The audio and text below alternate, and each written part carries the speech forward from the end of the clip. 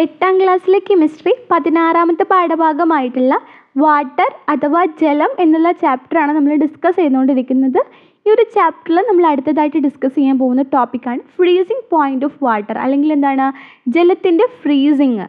Okay, ice കട്ടിയാകുന്ന അവസ്ഥ. So നമ്മൾ പറഞ്ഞിട്ടുണ്ടായിരുന്നു വാട്ടർ എന്ന് പറഞ്ഞാൽ ആ ഒരു സബ്സ്റ്റൻസ്, അതായത് ആ ഒരു മാറ്ററിൻ്റെ എന്താണ് ലിക്വിഡ് ഫോമാണ്, ദ്രാവക അവസ്ഥയാണ്. എന്നാൽ അത് ഒരു നോർമൽ അറ്റ്മോസ്ഫിയറിക്കൽ ടെമ്പറേച്ചറിൽ, അല്ലെങ്കിൽ എന്താണ് ഒരു നോർമൽ അന്തരീക്ഷ മർദ്ദത്തിൽ അതിൻ്റെ ടെമ്പറേച്ചർ അല്ലെങ്കിൽ ഡിഗ്രി സെൽഷ്യസ് 0 ഡിഗ്രി ആകുന്ന സമയത്ത്, ആ ഒരു സമയത്ത് ഉണ്ടാകുന്ന സോളിഡ് ഫോം, അതായത് ഖരാവസ്ഥയിലുള്ള സബ്സ്റ്റൻസിനെയാണ് നമ്മൾ ഐസ് എന്ന് പറയുന്നത്.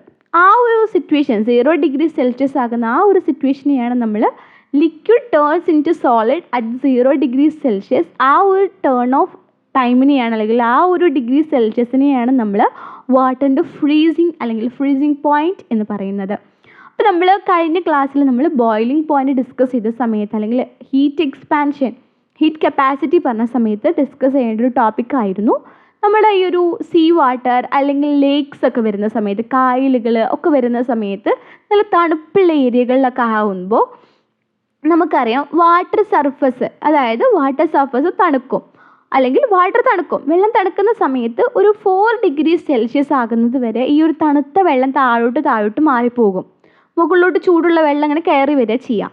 പക്ഷേ ഈ ഒരു 4 ഡിഗ്രി സെൽഷ്യസ് കഴിഞ്ഞാൽ ആ ഒരു 4 ഡിഗ്രി സെൽഷ്യസിനേക്കാളും തണുത്ത വെള്ളം ഈ ഒരു ജലത്തിലുണ്ടെങ്കിൽ, അല്ലെങ്കിൽ ഈ ഒരു സർഫസിൽ ഉണ്ടെന്നുണ്ടെങ്കിൽ, അല്ലെങ്കിൽ വെള്ളത്തിലുണ്ടെന്നുണ്ടെങ്കിൽ ഇത് അടിഭാഗത്ത് നിന്നും പൊങ്ങി വന്ന് ഈ ഒരു സർഫസിൻ്റെ മേൽഭാഗം കിടക്കും. അങ്ങനെ ഈ ഒരു 1 ഡിഗ്രി അല്ലെങ്കിൽ 2 ഡിഗ്രിക്ക് ആവുന്ന സമയത്ത് ഒരു പാളിയായിട്ട് ഇത് ഫോം ചെയ്യും. എപ്പോഴും നമ്മുടെ ഈ ലേക്സ് അല്ലെങ്കിൽ തടാകങ്ങളുടെയൊക്കെ മുകൾ ഭാഗം, സർഫസ് ഓഫ് വാട്ടർ മാത്രമേ ഐസ് ആവത്തുള്ളൂ, താഴ്ഭാഗം ഐസ് ആവില്ല.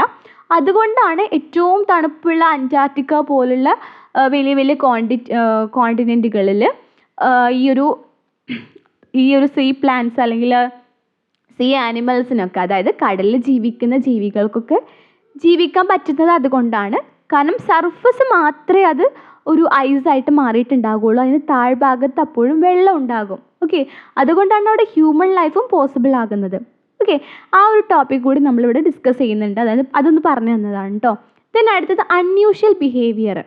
അൺയൂഷ്വൽ ബിഹേവിയർ എന്ന് പറഞ്ഞാൽ ഒരു നോർമലി നമ്മളൊരു സബ്സ്റ്റൻസിനെ ഫ്രീസ് ചെയ്യിപ്പിക്കുന്ന സമയത്ത് അതൊന്ന് ഷ്രിങ്ക് ചെയ്യും, അതായത് ചുരുങ്ങി പോകാറാണ് പതിവ്. പക്ഷേ ഈ ഒരു ഐസിൻ്റെ കേസ് വരുമ്പം നമ്മളൊരു 1/2 ഗ്ലാസ് വെള്ളം എടുത്തിട്ട് ഫ്രീസ് ചെയ്യാൻ വെക്കുന്ന സമയത്ത് നമ്മളത് മാർക്ക് ചെയ്ത് വെക്കുക, ഇത്ര എമൗണ്ട് ഞാൻ വെള്ളം എടുത്തിട്ടുണ്ടെന്നുള്ളത്. എന്നിട്ട് നമ്മൾ ഫ്രീസ് ചെയ്ത് നോക്കുന്ന സമയത്ത് ആ ഒരു ലൈനും കടന്നും എബോവ് പോയിട്ടുണ്ടാകും. കാരണം എന്താണെന്ന് വെച്ചാൽ അതാണ് ഒരു അൺയൂഷ്വൽ ബിഹേവിയർ എന്ന് പറയുന്നത്.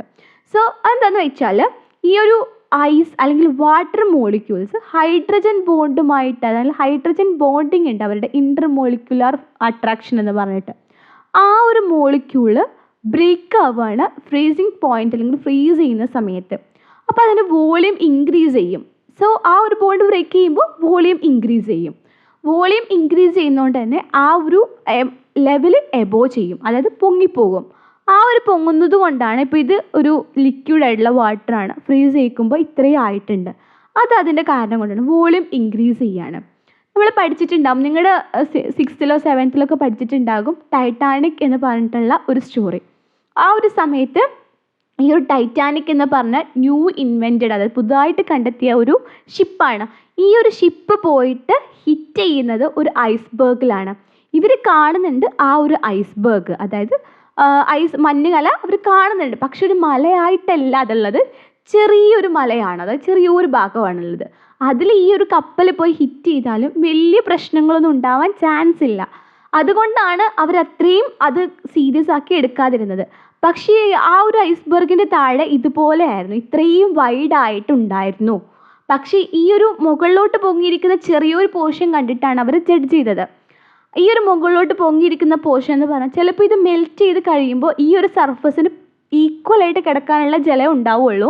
പക്ഷേ ഇത് തണുക്കുന്ന സമയത്തിൻ്റെ വോളിയം കൂടിയിട്ട് എബോയിലേക്ക് പൊങ്ങി വന്നിരിക്കുന്ന സർഫസാണ് ഈ ഒരു ഐസ്ബർഗ് ആയിട്ട് ഇവിടെ മുകളിലോട്ട് പൊങ്ങി കിടന്നത്. അതവർക്ക് മനസ്സിലാവാത്തത് കൊണ്ടാണ് അങ്ങനെ ഒരു ഇൻസിഡൻറ്റ് ഉണ്ടായിട്ടുണ്ടായിരുന്നത്. അപ്പോൾ ഇതാണ് വാട്ടറിൻ്റെ അൺയൂഷ്വൽ ബിഹേവിയർ എന്ന് പറയുന്നത്. അടുത്തത് വാട്ടറിൻ്റെ സാന്ദ്രത, അതായത് ഡെൻസിറ്റി എങ്ങനെയാണെന്നുള്ളതാണ്. ഈ ഒരു വാട്ടറിനെ സംബന്ധിച്ച് നോക്കുമ്പോൾ ഐസിന് ഡെൻസിറ്റി അഥവാ സാന്ദ്രത വളരെ കുറവാണ്. അതുകൊണ്ടാണ് നമ്മൾക്കറിയാം കുറച്ചൊക്കെ ഐസായി കിടക്കുന്ന ലേക്ക് അല്ലെങ്കിൽ തടാകങ്ങളൊക്കെ ഉണ്ടെന്നുണ്ടെങ്കിൽ നമ്മൾ പോകുന്ന സമയത്ത് ഈ ഒരു ഐസ് പാളികൾ മൂവ് ചെയ്ത് കിടക്കുന്ന കാണാം, വെള്ളത്തിൻ്റെ മുകളിൽ ഇങ്ങനെ ഫ്ലോട്ട് ചെയ്ത് കിടക്കുന്നത് കാണാൻ കഴിയും. അത് ഈ ഒരു ഡെൻസിറ്റി കുറവുള്ളത് കൊണ്ടാണ്. ഡെൻസിറ്റി കുറവുള്ള സബ്സ്റ്റൻസുകൾ വാട്ടറിൻ്റെ മുകളിൽ എന്തായിട്ട് നിൽക്കും, നമുക്കറിയാവുന്നതാണ്, ഫ്ലോട്ട് ചെയ്ത് കിടക്കും എന്നുള്ളത്. ഓക്കെ, അടുത്തതായിട്ട് നമ്മൾ ടോപ്പിക് ഡിസ്കസ് ചെയ്യാൻ പോകുന്നത് ഈ ഒരു എക്സ്പാൻഷൻ. നമ്മൾ പറഞ്ഞു വോളിയം കൂടും, ഫ്രീസിങ് പോയിന്റ് വരുന്ന സമയത്ത് വോളിയം കൂടും നമ്മൾ പറഞ്ഞിട്ടുണ്ടായിരുന്നു. ആ ഒരു കാരണം കൊണ്ടുണ്ടാകുന്ന പ്രോബ്ലമാണ് വാട്ടർ ലീക്കേജ്. പൈപ്പ്സൊക്കെ ക്രാക്കായിട്ട് വാട്ടർ പുറത്തോട്ട് വരും. കാരണം എന്താണെന്ന് വെച്ചാൽ നല്ല തണുപ്പുള്ള ഏരിയകളാണെന്നുണ്ടെങ്കിൽ അവിടെ വെള്ളം ചിലപ്പോൾ ഐസായിട്ട് മാറും. ആ മാറുന്ന സമയത്ത് വോളിയം ഇൻക്രീസ് ചെയ്യും. പക്ഷേ ഈ ഒരു പൈപ്പിലൂടെ വെള്ളം പോയിക്കൊണ്ടിരിക്കുന്ന സമയത്താണെന്നുണ്ടെങ്കിൽ ഇവിടെ സ്റ്റെക്കായിട്ട് പോവുക ചെയ്യുക. ഇത് സോളിഡിഫൈഡ് ആകുമ്പോൾ അല്ലെങ്കിൽ ഐസായിട്ട് മാറുമ്പോൾ, ഖരാവസ്ഥയായിട്ട് മാറുമ്പോൾ അതിവിടെ സ്റ്റെക്കായിട്ട് പോകും. വോളിയം ഇൻക്രീസ് ചെയ്യുമ്പോൾ അതിനത്രയും ഇൻക്രീസ് ചെയ്യാനുള്ള ഏരിയ ഇല്ലയെന്നുണ്ടെങ്കിൽ പൈപ്പിന് ലീക്കേജ് വരും. ഉറപ്പല്ലേ, പൊട്ടിപ്പോകും. അങ്ങനെയാണ് ഈ ഒരു ലീക്കേജ്, ഡാമേജ് വരുന്നതൊക്കെ ഈ ഒരു എക്സ്പാൻഷൻ കാരണമാണ്, അല്ലെങ്കിൽ ആ വിഘടനം കാരണമാണെന്നുള്ളതാണ് കേട്ടോ. അതുപോലെ റോക്സ്, അത്തരം മെറ്റീരിയൽസിലൊക്കെ അങ്ങനെ ക്രാക്കേഴ്സ്, ഡാമേജ് വരാൻ ചാൻസ് ഉണ്ട് ഫ്രീസിങ് കാരണം. ഓക്കെ, ഇത്രയാണ് ഈ ഒരു ക്ലാസ്സിൽ നമ്മൾ ഡിസ്കസ് ചെയ്യുന്നത്. എന്തെങ്കിലും ഡൗട്ടോ കൺഫ്യൂഷൻസോ ഉണ്ടെങ്കിൽ ഗ്രൂപ്പുകളിൽ ചോദിക്കുക, എല്ലാം എക്സ്പ്ലെയിൻ ചെയ്ത് തരുന്നതായിരിക്കും. Okay, thank you.